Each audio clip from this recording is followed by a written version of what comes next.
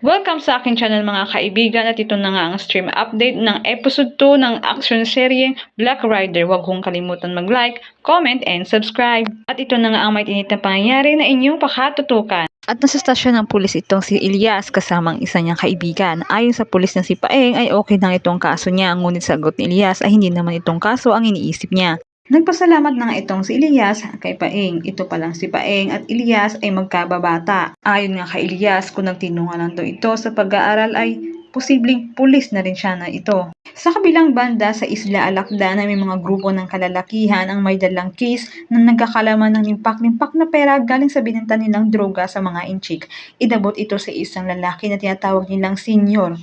Isa pala itong malaking sindikato ng droga. Itong mga polis na bihag pala nila ay ito ang nagtangkang harangin at sirain ang kanilang operasyon. Sa kasamang palad, binihag nila ito. At ang polis na nagangalang Officer Vasquez, isa sa mga bihag nila. At nabanggit na nito ng isang leader ng droga na si Magallanes na sila ang pinakamalaking sindikato sa Pilipinas, pati na sa politiko, pulis at sa katas-taasan pa. At nang matapos na itong magsalita ay walang awang pinagbabaril ng mga tauhan niya ang mga pulis kasama na si Officer Vasquez.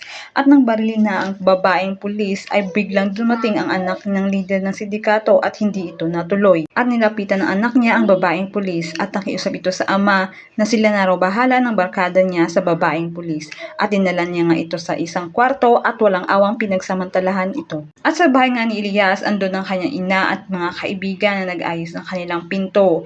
At ang kanyang ina naman ay ginagamot ang mga sugat nito. Habang ginagamot ang kanyang sugat ay pinapayuhan siya ng kanyang ina. Ayon kay Elias ay tumulong lang naman ito kay Lulusito. At sumabat nga ang kanyang mga kaibigan na hindi daw yun dahil kay Lulusito, kundi sa babaeng nandoon. At sila ay nagtawanan at nagtanong nga itong si Aling Alma kung sino nga ba itong babaeng ito. Sagot naman ni Elias ay hindi nga niya daw natanong ang pangalan ng babaeng iyon. At napansin nga ng kanyang ina at kanyang mga kaibigan na iba daw ang ngiti nitong ni Elias. Habang sila ay nag-uusap ay biglang may dumating na di inaasahang bisita. Yun nga ang babaeng tinutukoy nila.